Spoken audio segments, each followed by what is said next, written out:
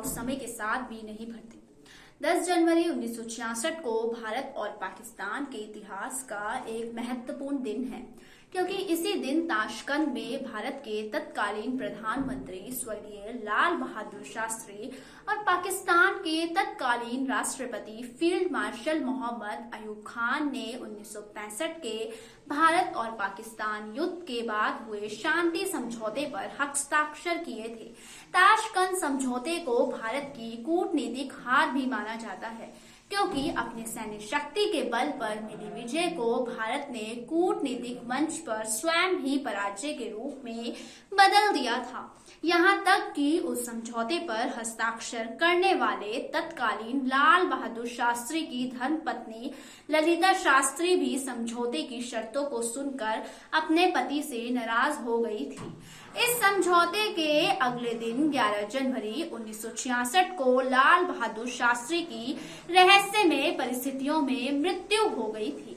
इस आर्टिकल में हम विस्तार से जानेंगे कि आखिर 1965 के युद्ध के बाद हुए समझौते में भारत ने क्या गंवाया और ये जख्म कैसे आज भी भारत को परेशान करता है।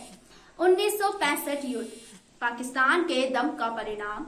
वर्ष 1962 में चीन के हाथों मिली पराजय के बाद भी भारतीय सेना का मनोबल गिर चुका था। भारतीय सेना परिवर्तन के दौर से गुजर रही थी, जबकि पाकिस्तान दक्षिण एशिया में अमेरिका का सबसे विश्वसनीय सहयोगी हो चुका था और बगदाद पैक्ट का हिस्सा भी था।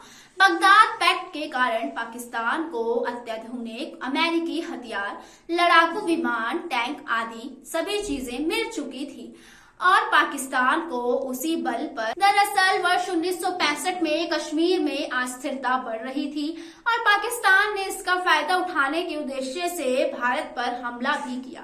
1 सितंबर 1965 को कश्मीर पर हमला हुआ।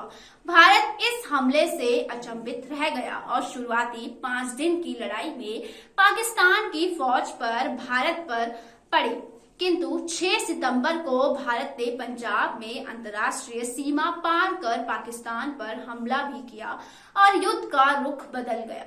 पाकिस्तान को उम्मीद नहीं थी कि भारत पंजाब की ओर से हमला करेगा, क्योंकि यह हिस्सा कभी विवादित क्षेत्र में रहा ही नहीं था, जबकि कश्मीर को दुनिया विवादित मानती थी।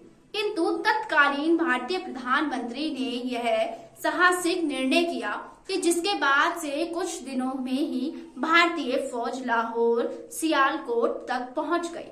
लेकिन अंतर्राष्ट्रीय दबाव में दोनों पक्षों ने सीज फायर प्रस्ताव भी स्वीकार कर लिया।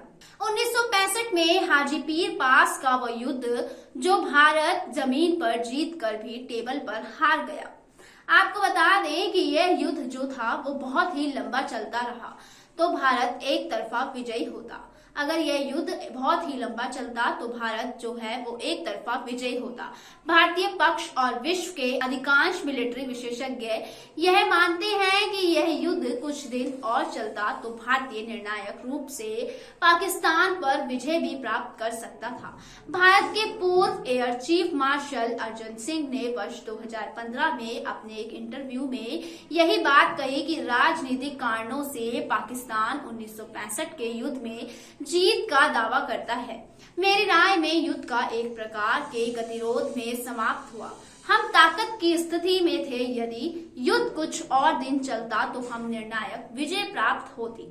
मैंने तत्कालीन प्रधानमंत्री लाल बहादुर शास्त्री को युद्ध विराम के लिए सहमत न होने की सलाह दी थी, लेकिन मुझे लगता था कि उन पर संयुक्त राष्ट्र और कुछ देशों का दबाव था। भारत और सीज फायर स्वीकार करने का एक कारण आर्मी चीफ जयंती नाथ चौधरी द्वारा प्रधानमंत्री को दी गई गलत जानकारी भी थी।